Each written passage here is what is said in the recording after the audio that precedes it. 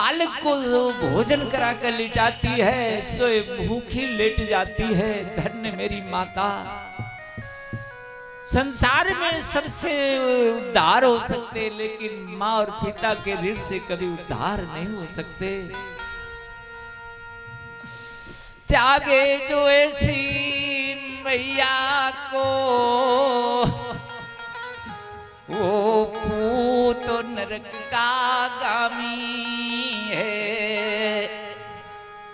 ओ पूत नहीं पूरा कपूत कहलाता।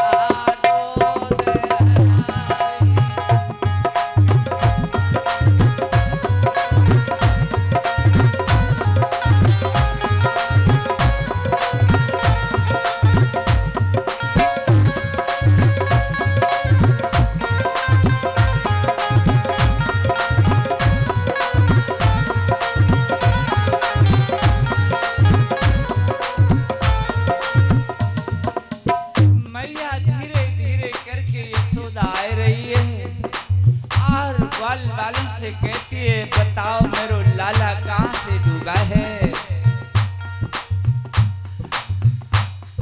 रोती हुई कहती है, लाला आज तू कैसे मेरे साथ छल करके इस दुनिया से चला गया। अगर मैं जानती कि आज मेरा लाला मेरे साथ इस तरह करके जाएगा तो मैं तेरे को गैया चराने के लिए जंगल न भेजती, और भैया को इसीलिए तू साथ में लेकर के नहीं आया। बलराम भैया को भी छोड़ करके तू आया है। हे कृष्ण कृष्ण तो बिना लाल मैं कैसे वापस जाऊंगी। यही डूब कर मरूंगी, अब मैं जिंदा नहीं जाऊंगी। मैंने अपने जीवन का आंखों का तारा समझा था, बुढ़ापा मुझे शांति मिलेगी। संसार पूछेगा लाल का तो क्या कहकर बतलाऊंगी। क्या कह दूंगी मेरा लाल डूब गया। नहीं नहीं, ऐसा तो नहीं कह सकती। तुमने तो आज्ञा मांगी थी कि गाय चराने जाऊंगा।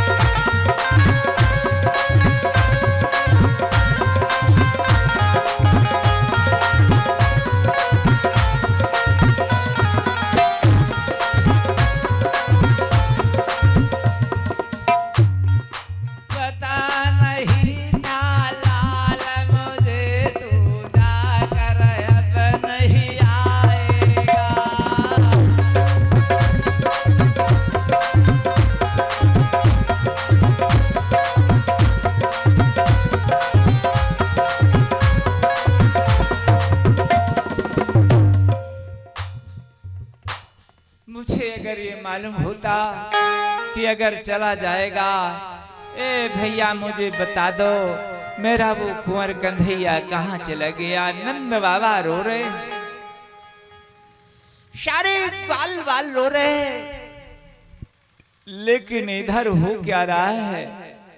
जिस समय प्रवेश किया भवन में, कालिया नाग सो रहा, इसकी धर्म पत्नियां बैठी हैं। बोली ला तू यहाँ कैसे आ गया। यहाँ तो परिंदा का बच्चा भी नहीं आ सकता है। शेष नागो, बासुकी नागो, करकोटक नागो, शंख नागो, ऐरावत नागो, कंबल नागो, धनंजय, महानील, पदम, अश्वतर, तक्षक, एल पत्र, महापत्र, धृतराष्ट्र, बलाहक, शंखपाल, महाशंख, पुष्पदृष्ट, शुभाभांग, संबरोचक, बाहुल, वामन, पारणी, कपिल, दुर्मुख, कालिया, नाग, ये सारे के सारे परिवार के लोग थे। सब आपस में भाई लगते थे। पत्नी कहने लगी, परंदा का बच्चा भी नहीं आ सकता, कैसे आ गया बच्चा?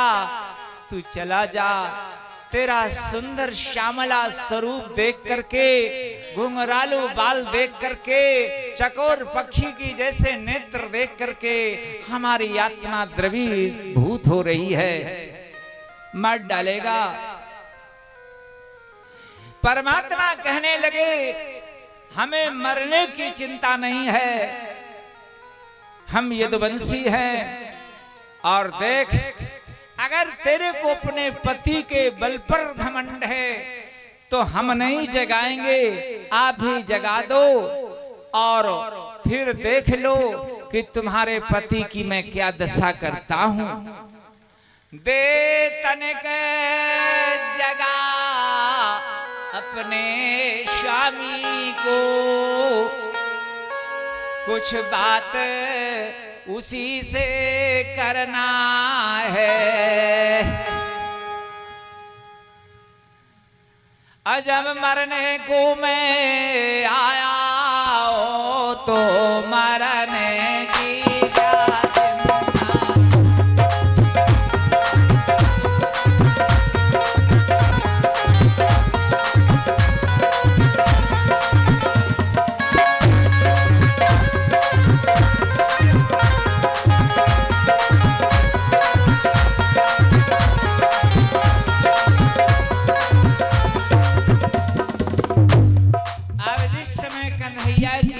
वाणी को सुना तो क्रोधातुर हो रही हैं देवियां, लेकिन जगाने नहीं गई। यही सच्ची पहचान है धर्म पत्नी की, कि अगर पति थका थकाया सो रहा है, विश्राम ले रहा है, किस साधना में शयन कर रहा है, परमात्मा गए और जगा दिया। बोले खड़ा हो, तेरे से मिलने के लिए आया हूं। अब ये जगह देखा, मेरे सामने किशोर बालक खड़ा है और जल के अंदर कैसे आ गया, जैसे प्रतीत हो रहा है साधारण बालक नहीं है, महाबलशाली है। ऐसे अपनी भुजाओं को फैला गिर के पहलवान की तरह भगवान को दबोच लिया और दाब करके मारना चाहता है। लेकिन विचार करना, परमात्मा को कोई मार सकता है? काल को कोई निमंत्रण दे करके क्या बच सकता है? परमात्मा तो काल के महाकाल है, क्योंकि गीता में कहा है कि मैं काल हूं और कालों का भी काल हूं। हम लोग वो हैं कि एक बार कालों से लड़ही, एक बार हम ललकार करके काल से लड़ जाएंगे, ललकार के मौत से लड़ जाएंगे, डरने वाले नहीं हैं। भगवान ने अपने शरीर को फुलाना शुरू किया, अब ऐसा फुलाया और पकड़ करके दाबा तो इसका शरीर टूटने लगा, हाथ पैर टूटने लगे, और भगवान इसके सीने पर सवार होकर और जिस समय त्रिलोक का भार साधा तो इसके मुख से खून निकलने लगा है। अभिमानी है, अभिमानी के एक मुख नहीं हजारों मुंह होते हैं, क्योंकि कालिया के 1000 मुंह बताए गए। जब अध्यात्म में इस कथा को ढालेंगे तब समझ में आएगा। तो रुक गई सांस, तन कांप उठा, जान गया कि कालों का काल आ गया, बच न पाऊंगा।